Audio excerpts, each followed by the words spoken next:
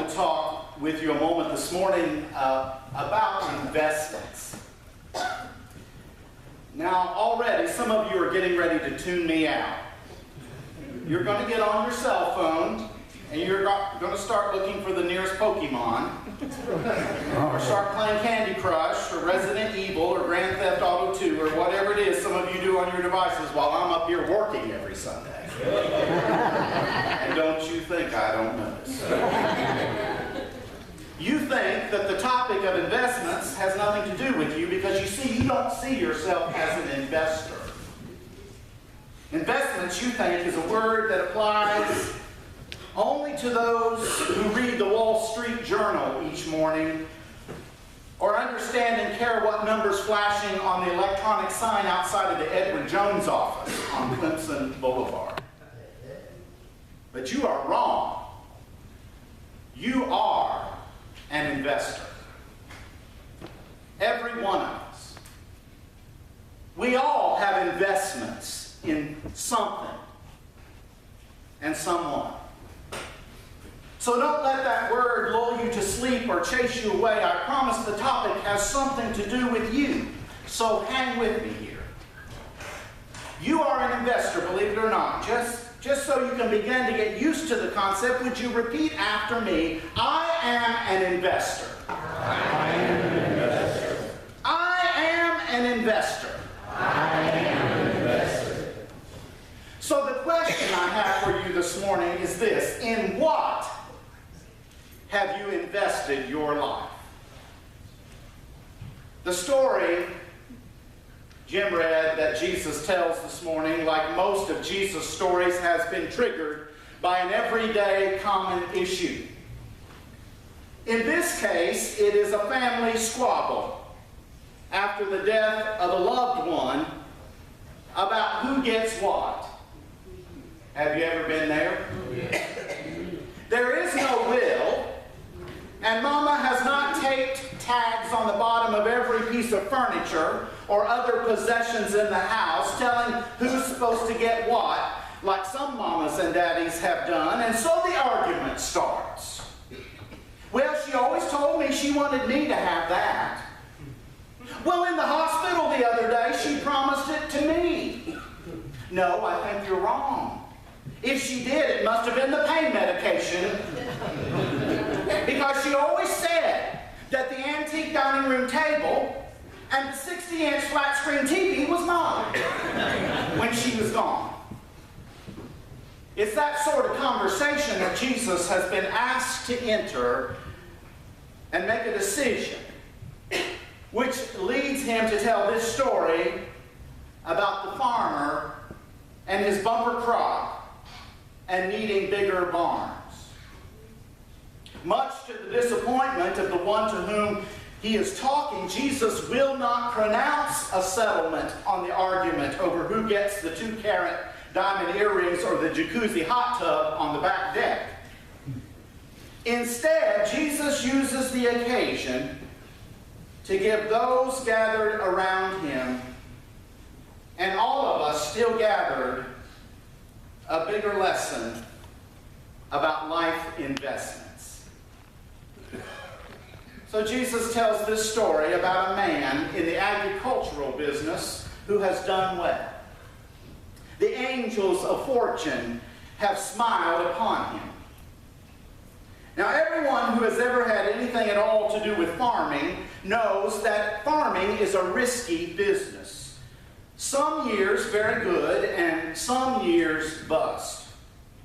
Some years when the sun shines just the right amount of days and the rain falls in ample but not overabundant amounts, and the temperature fluctuates in moderate, not extreme swings, and the bugs stay away, the harvest indeed can be plentiful. This agribusiness man had multiple back-to-back years of such good results. His harvest was so abundant that the barns he had built to hold the crops could not contain it all, and so the only solution he could see was to tear down those barns and to build bigger ones. While we may be embarrassed to admit it, some of us know what it is like to have the angels of good fortune to smile upon us. I say we may be embarrassed because, you see, we have not been prepared for how to handle success. What are we to do when things go really well? The option this farmer in the story chose was one sensible to most of us and applauded by much of the world. He chose to stash his abundance away for a rainy day. He chose to keep what he had and to store it up for his own pleasure and use and security down the road. You never know when the years of drought or flood will hit, and you had better be prepared. So the thinking goes. It's reasonable. The farmer was simply taking his good fortune, his abundance, and investing in what mattered to him the most, his own security. Now, some may listen to this story and feel as if Jesus is speaking against abundance and good fortune. Some might accuse Jesus of engaging in class warfare, pitting the rich against the poor and the haves against the have-nots.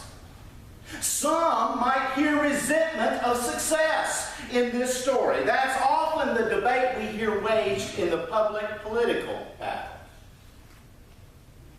Without question, the Bible, from Old Testament to New Testament, including the witness of Jesus, speaks to the abuse and oppression of the poor and care and concern for the hungry and the orphan and the sick and the prisoner. But what Jesus seems to be drawing out here in this story is a message for all of us across the economic spectrum.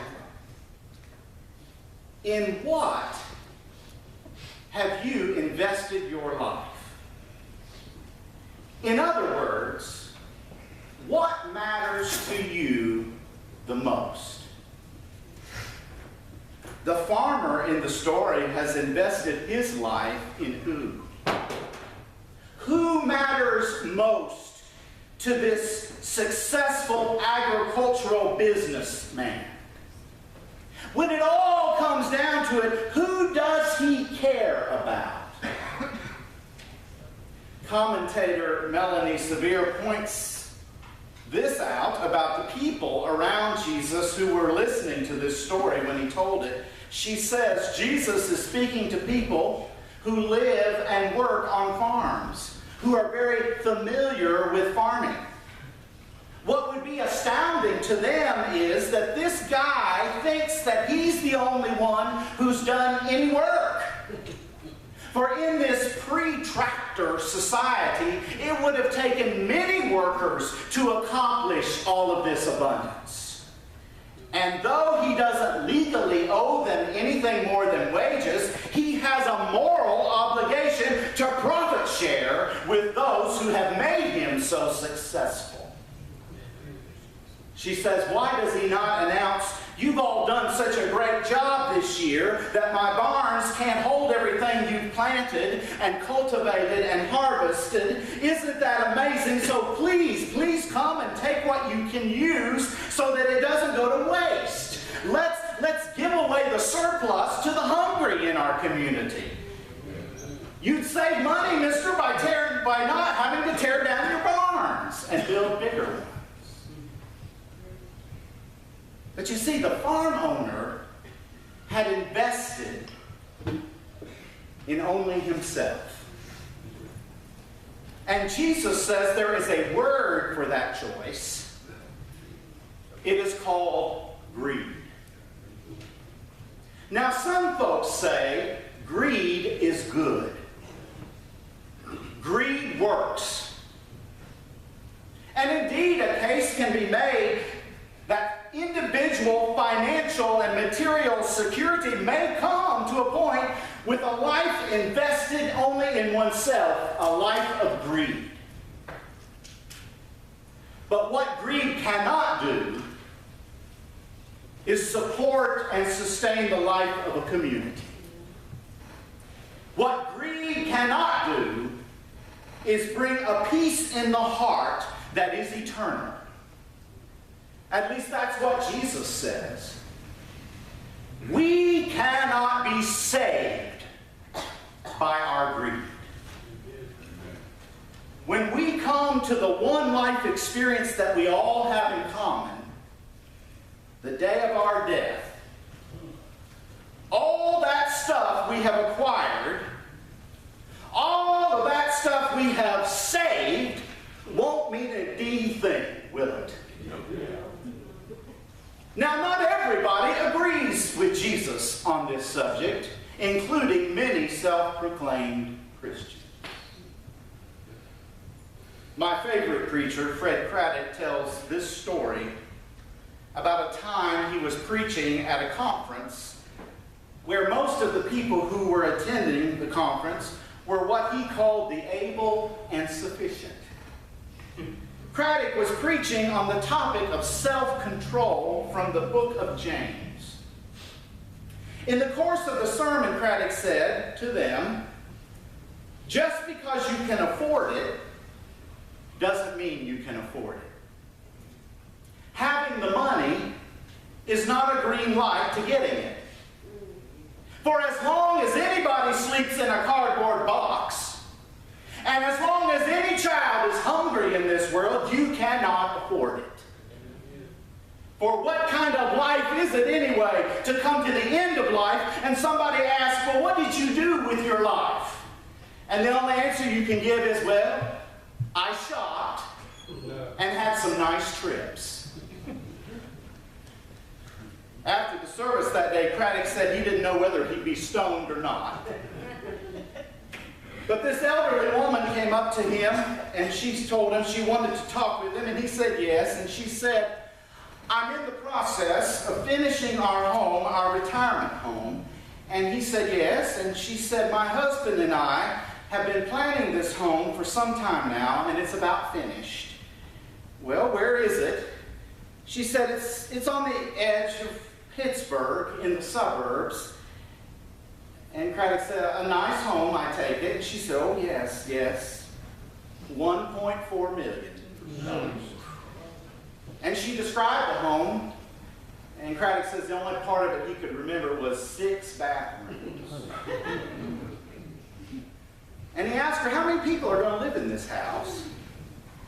And she said, well, it was for my husband and me, but he died last year. And Craddock said, you're going to live in that house by yourself? 1.4 million. And she said, well, my husband made a lot of money. And Craddock said to her, you cannot afford that house. I'm not talking economically. I'm talking about being a Christian. A trophy house at the end of life? Surely not. Just because you can afford it does not mean you can afford it. Some of the great lies perpetuated among all of us today are these lies. These are all lies. I don't need anybody. I can do this on my own. I don't owe anybody anything. Everything I have earned. What I do is nobody's business but my own. The choices I make are mine to make, and I don't have to answer to anybody for them.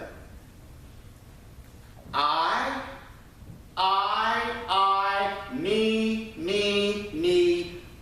Great lies. In what has become a classic sermon on this passage, Martin Luther King Jr. said, maybe you haven't ever thought about it, but you can't leave your home in the morning without being dependent on most of the world. You get up in the morning and you go to the bathroom and you reach out for a sponge, and that sponge has been given to you by a Pacific Islander. You reach over for a towel, and perhaps that towel's been given to you by a Turk. You reach down to pick up your soap, and that soap's been given to you by a Frenchman. And then after dressing, you rush to the kitchen and you decide that you want to drink a little coffee, and that coffee's poured into your cup by a South American. Or maybe this morning you prefer tea, and that tea's poured into your cup by a Chinese. Or maybe you want cocoa this morning, and that's poured into your cup by a West African. And then you reach over to get your toast, and that toast has been given to you at the hands of an English-speaking farmer, not to mention the baker. And before you finish eating breakfast in the morning, you are dependent on more than half of the world. And oh, my friends, he said, I don't want you to forget it. No matter where you are today, somebody has helped get you there. And it may have been a very ordinary person doing an ordinary job in an extraordinary way. But don't forget it. Don't forget them, those who have helped you on your way. He goes on to tell the story of Marian Anderson. Remember her, the famed opera singer who was the first African-American woman to be accepted into that world of opera. She started out as a little girl singing in the choir of the Union Baptist Church in Philadelphia, Pennsylvania. And then came that great day when she made it, and she stood in Carnegie Hall with the Philharmonic Orchestra in the background in New York, and she sang with beauty that was matchless. And when she came to the end of that very first concert, singing Ave Maria as nobody else can sing it, and they called her back and back and back and back again, standing ovation after standing ovation, she finally ended up by singing Nobody Knows the Trouble I've Seen. And her mother was in the audience that night, her mother, and her mother started crying, tears flowing down her cheeks, and the person that was sitting next to her mother said, Mrs. Anderson, why are you crying? Your daughter has just performed beautifully tonight, and the critics will be lavishing nothing but praise on her. Why are you crying? And Mrs. Anderson looked over with tears still flowing, and she said, I'm not crying because I'm sad. I'm crying for joy. She went on to say, you may not remember, you wouldn't know, but I remember when Marian was growing up and I was working in a kitchen till my hands were all but parched and my eyebrows all but scalded. I was working there to make it possible for my daughter to get an education. And I remember one day Marian came up to me and she said, Mother, I don't want to see you having to work like this. And she said, I looked down to her and said, honey, I don't mind it. I'm doing it for you. And I expect great things of you. Well, finally, one day, somebody asked Marian Anderson in her later years, Miss Anderson, what has been the happiest moment of your life? Was it the moment of your debut in Carnegie Hall in New York? Or she said, no, that wasn't it. Was it the moment you stood before the kings and queens of Europe? No, that wasn't it.